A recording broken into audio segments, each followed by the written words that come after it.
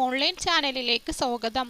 സംസ്ഥാനത്ത് സ്വർണ്ണവില കുതിച്ചുയരുന്ന ഈ സാഹചര്യത്തിൽ ചരിത്രത്തിൽ ആദ്യമായി സ്വർണ്ണവില ഇന്ന് 1 ഗ്രാമിന് 10,000-ഉം 1 പവൻ സ്വർണത്തിന് 80,000-ഉം മറികടന്നിരിക്കുകയാണ്.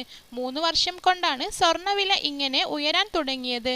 സ്വർണ്ണവില അടുത്ത ദിവസങ്ങളിൽ എത്രത്തോളം ഉയരുമെന്നതും സ്വർണം വിൽപ്പന നടത്തുമ്പോൾ അതിന് എത്ര തന്നെ നികുതി നൽകേണ്ടി വരുമെന്നുള്ളതെല്ലാമാണ് നിങ്ങളുമായി ഷെയർ ചെയ്യുന്നത്.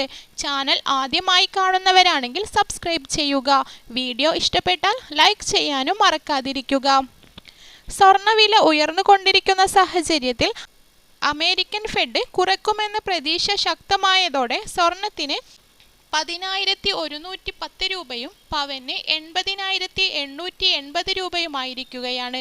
സംസ്ഥാനത്ത് ആദ്യമായിട്ടാണ് ഇത്രയും കൂടുതൽ വില രേഖപ്പെടുത്തുന്നത്. അമേരിക്കൻ ഫെഡ് പലിശ നിരക്ക് കുറയ്ക്കുമെന്ന പ്രതീക്ഷ ശക്തമായതും അമേരിക്കൻ വിനിമയ നിരക്ക് കുറച്ചതുമെല്ലാമാണ് സ്വർണ്ണവില ഇത്രയേറെ ഉയരുവാൻ കാരണം. 2002 ഡിസംബറിൽ ഗ്രാമിന് 5,005 രൂപയും പവന് 40,040 രൂപയുമായിരുന്നു വില. 3 വർഷത്തിനുള്ളിൽ സ്വർണ്ണവില ഇരട്ടിയായിരിക്കുകയാണ്. സ്വർണ്ണവർദ്ധനവിന് മറ്റൊരു കാരണം ഭൗമരാഷ്ട്രീയ സംഘർഷങ്ങളും വഴിയൊരുക്കും. ഇസ്രായേൽ ഫലസ്തീൻ യുദ്ധവും റഷ്യൻ യുക്രൈൻ യുദ്ധം തുടങ്ങിയവയെല്ലാം ഡോളറിന്റെ വിനിമയ നിരക്ക് കുറയുന്നതുകൊണ്ട് തന്നെ സാമ്പത്തിക മുരടിച്ചയ്ക്ക് കാരണമാവുന്നതും സ്വർണ്ണവില വർധനവിന് കാരണമാവുന്നുണ്ട്.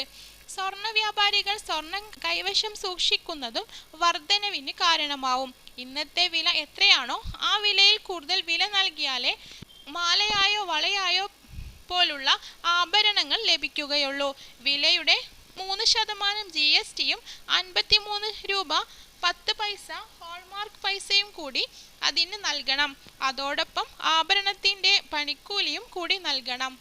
ഇത് 3% മുതൽ 30% വരെ എല്ലാം ആവാറുണ്ട്. കൂടെ നികുതി കൂടി നൽകുമ്പോഴേക്കും 1 പവന് 87,580 രൂപയെങ്കിലും നൽകേണ്ടി വരും. ഇത്തരത്തിലുള്ള വാർത്തകൾ അറിയാൻ ഈ കേരള ഓൺലൈൻ ചാനൽ സബ്സ്ക്രൈബ് ചെയ്യുക. ഈ വിവരം മറ്റുള്ളവരിൽ എത്തിക്കാൻ ചാനൽ ഷെയർ കൂടി ചെയ്യുക.